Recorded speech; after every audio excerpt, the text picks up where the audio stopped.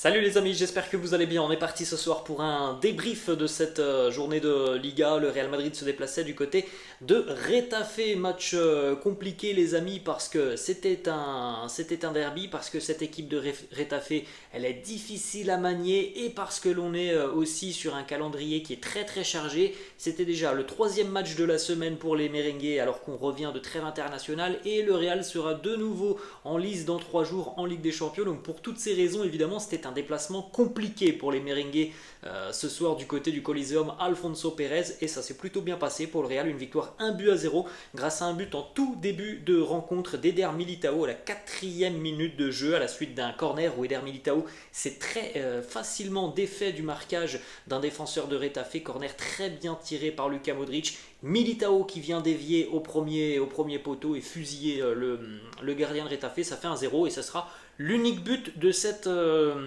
rencontre les amis. Et en général quand tu affrontes ce genre d'équipe comme Retafe qui sont très bien regroupées défensivement, qui ne veulent pas trop se projeter vers l'avant, qui ne veulent surtout pas avoir et laisser des espaces, et bien en général c'est très très positif d'ouvrir le score très rapidement dans ce genre de rencontre et tant mieux le Real l'a fait aujourd'hui.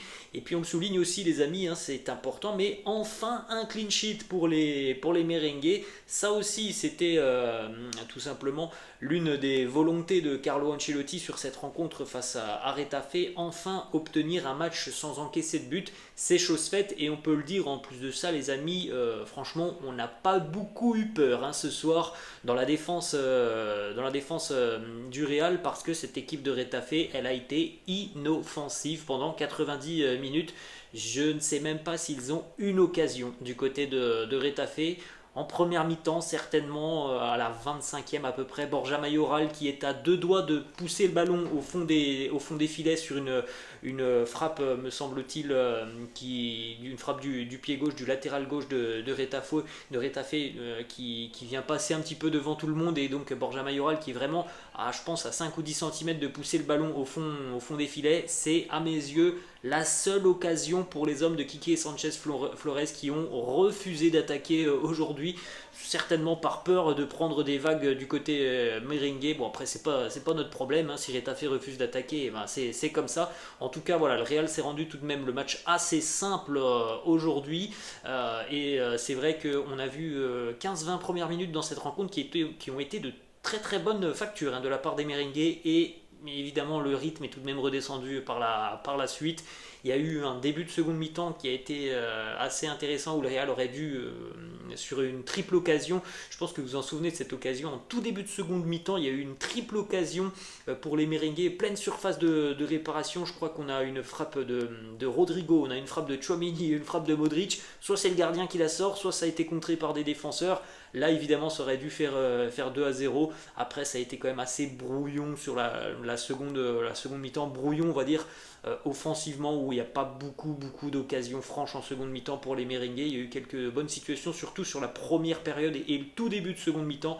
Après, c'était tout de même beaucoup plus de la gestion. À côté merengue sur la seconde mi-temps, une gestion plutôt efficace, parce que Retafe a été inoffensif hein, tout au long de la rencontre. Donc victoire 1-0 pour les merengues. Les merengues reprennent la tête du classement en attendant le match du Barça demain face au Celta Vigo. Vous pouvez jeter un petit coup d'œil les amis juste à côté de moi, les statistiques de cette rencontre. Évidemment grosse possession de balle pour le Real, hein, 66%.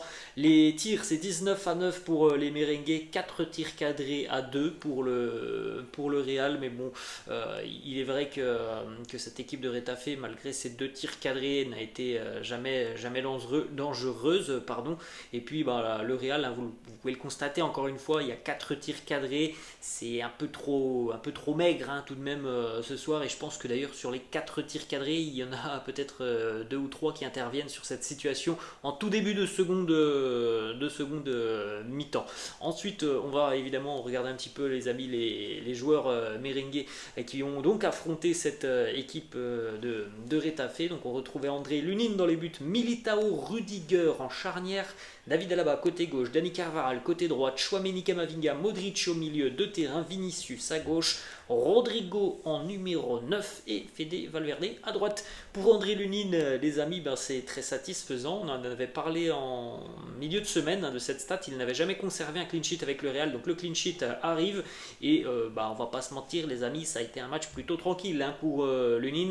Quasiment aucune intervention pour lui ce soir, donc il a été tout de même assez serein dans sa surface de réparation, notamment parce que devant lui on a l'homme du match, parce que oui il a marqué, mais parce que défensivement il a été énorme. Eder Militao qui a remporté beaucoup, je crois que c'est 9 ou 10 duels aériens remportés par Eder Militao, très bon dans l'impact aujourd'hui. On l'a même vu en seconde mi-temps, il est parti sur une chevauchée folle en dribblant 2 ou 3 joueurs de Retafe, Eder Militao.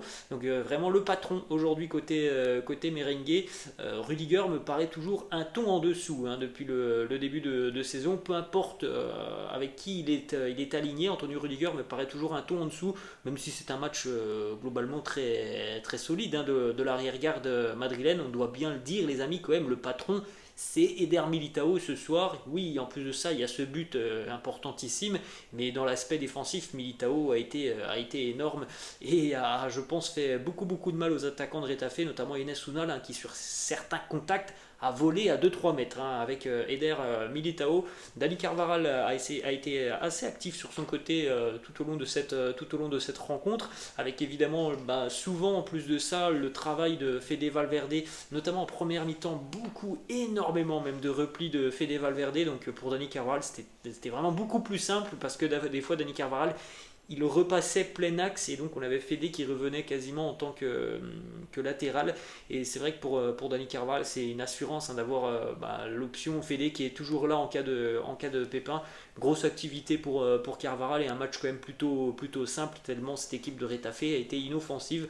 Prestation plutôt sérieuse aussi pour David Alaba. Quelques déchets sur certaines phases offensives pour David Alaba, mais je l'ai trouvé déjà un petit peu mieux que sur ses précédents matchs. En ce qui concerne le milieu de terrain, les amis, on souligne donc le retour aujourd'hui de Luka Modric, avec le corner qui est magnifique. Il est très bien tiré ce corner de Luka Modric, et donc Militao qui vient la mettre au fond. Et puis dans la première mi-temps, Luka Modric a été très influent dans le jeu merengue. Tchouaméni a aussi été assez bon ce soir, comparé à Osasuna la semaine dernière où il avait été en grande difficulté. Assez bon ce soir. Une perte de balle, c'est d'ailleurs la seule occasion, on va dire, pour Retafe, celle dont on a parlé tout à l'heure, la Borja Mayoral qui est à 10 cm de reprendre ce ballon. C'est sur une perte de balle de Tchouaméni, mais il a été très juste. Il a gagné des duels au milieu de terrain, il a récupéré, il a raté quelques ballons. Le seul problème aujourd'hui pour Tchouaméni, c'est que vraiment on l'a beaucoup plus vu être dans son rôle défensif, et qu'on aime aussi qu'il se projette un petit peu plus vers l'avant.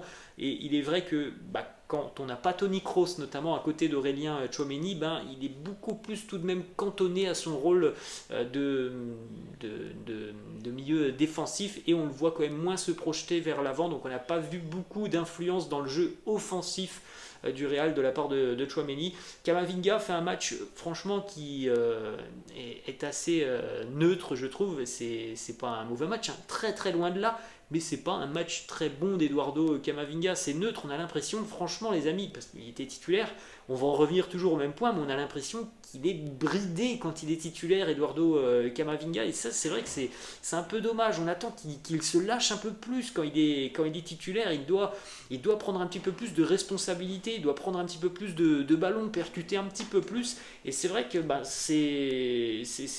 ça nous laisse un petit peu sur notre faim de le voir comme ça lorsqu'il est titulaire, même si c'est pas un mauvais match comme on l'a dit. Voilà, il n'y a pas ce petit grain de folie qu'il apporte quand il entre en cours de jeu. En ce qui concerne les attaquants, les amis, le match plein de Fede Valverde, gros boulot défensif, encore présent offensivement. Il a failli délivrer une passe D qui était un peu chanceuse pour Rodrigo avec le but hors jeu, quelques frappes de loin. Franchement, un match plein, un match sérieux de Fede. Rodrigo aussi a été très actif, très bonne tête en première mi-temps, pas mal de frappes en seconde mi-temps, qui sont très compliquées tout de même. On voit que c'est quelqu'un qui est tout de même assez en confiance en ce moment, parce qu'il a envoyé des frappes en seconde mi-temps. C'était des parpaings en général qui partaient complètement à côté du but, hormis le petit lob où il était hors jeu. Mais on voit qu'il voilà, il est très actif, il est très dynamique, il gagne des duels, donc c'est plutôt positif. Et puis pour Vinicius, les amis, on a vu, je pense, un Vinicius qui était exceptionnel sur les 20 premières minutes de cette rencontre. Il a été énorme, Vinicius, il a fait des différences exceptionnelles. Et puis après, au fur et à mesure de la rencontre, voilà, il était un petit peu moins influent dans le jeu, Vinicius, même si ça reste un match assez satisfaisant tout de même pour lui. Surtout, les amis, il faut le dire quand même, parce que c'est pas facile quand même d'affronter une équipe qui joue et qui défend à 10.